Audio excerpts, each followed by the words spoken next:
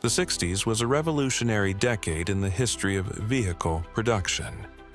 It was a time when automobile manufacturers put their best foot forward, and boy, did it make a difference.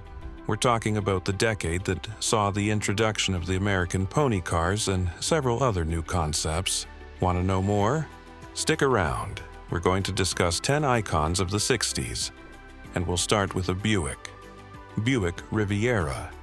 In the early 60s, the Ferraris and the Maseratis were the stars of the show. People around the globe were intrigued by the luxury Gran Turismo European coupes, and the Americans simply couldn't have enough of it. This frustrated the Detroit-based General Motors. So, in 1963, the Buick Riviera was wheeled out of their factory, and just like they had hoped, it was an instant success. This car was a perfect blend of elegance and class, and the Ford Thunderbird almost didn't stand a chance. But Buick needed the car to provide more action, and in 1965, the iconic Riviera Grand Sport, or GS, came to life. It featured a bigger 425 engine and an upgraded suspension that improved performance significantly. This new model could go from 0 to 60 miles per hour in just 7.9 seconds. It might not seem like much to you now, but then it was something only the top dogs could do. It's no wonder it was one of the best sports cars of the period. This next vehicle was even a bigger star. Alfa Romeo Spider. One thing about Spiders is that they create paths out of nothing, spinning webs and looking remarkable while doing so. Alfa Romeo definitely knew what they were doing when they wheeled a vehicle named Spider out of their factory in 1966.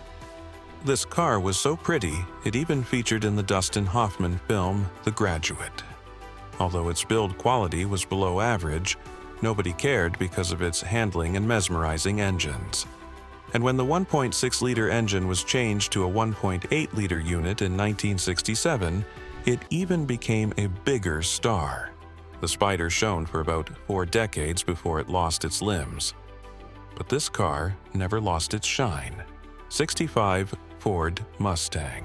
The Mustang is so well known that even non-car enthusiasts recognize its superiority. And this car didn't just get that acknowledgement for nothing. The Mustang started a revolution. This car adds the extra to the extraordinary. Rear-wheel drive, optional V8, low-slung 2-door shape.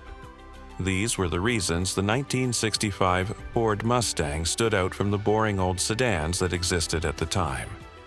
It laid the foundation for the cars we now know as pony cars or muscle cars, and the likes of the Chevy Camaro, another iconic vehicle, and the Dodge Challenger came into existence because of it.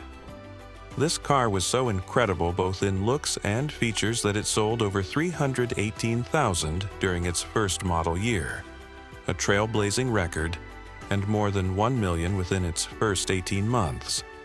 No American vehicle at the time stood a chance. Till date, a Mustang is a classic that remains dear to the hearts of many. The next is a Toyota.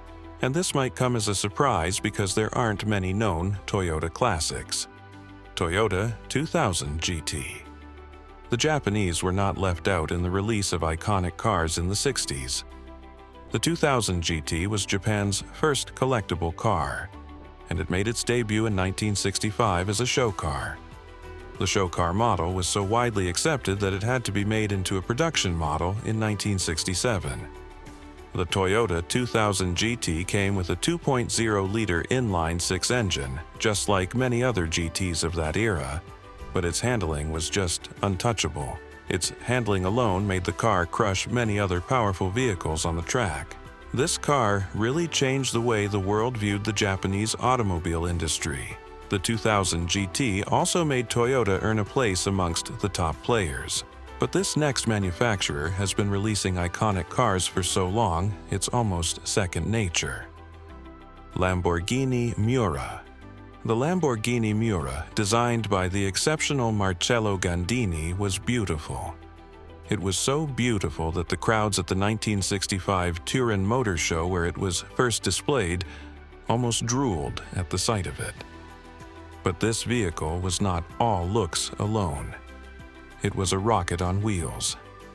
In 1966, the production model was released, and with a reported top speed of 174 miles per hour, no production car at the time was a match. The transversely mounted 345 horsepower V12 engine beneath the hood was what made this bad boy roar.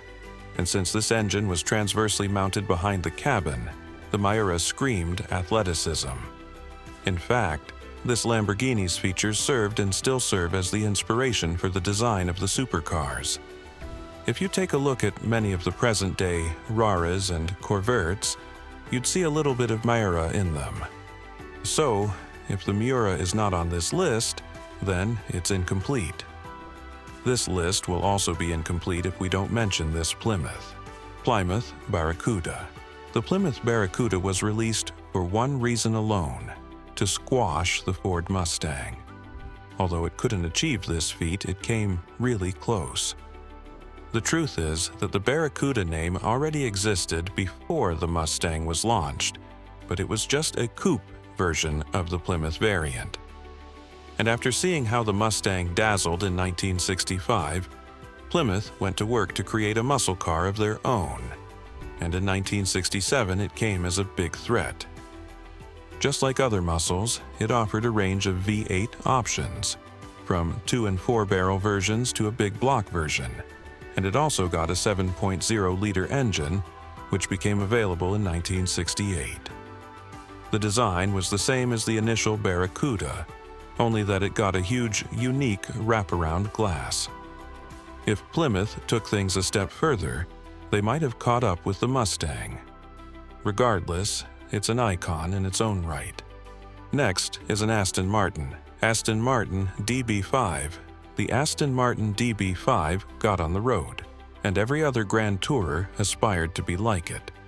It debuted in 1963, and it looked more stylish and expensive than the extravagant Mercedes-Benz 300 SL Gullwing.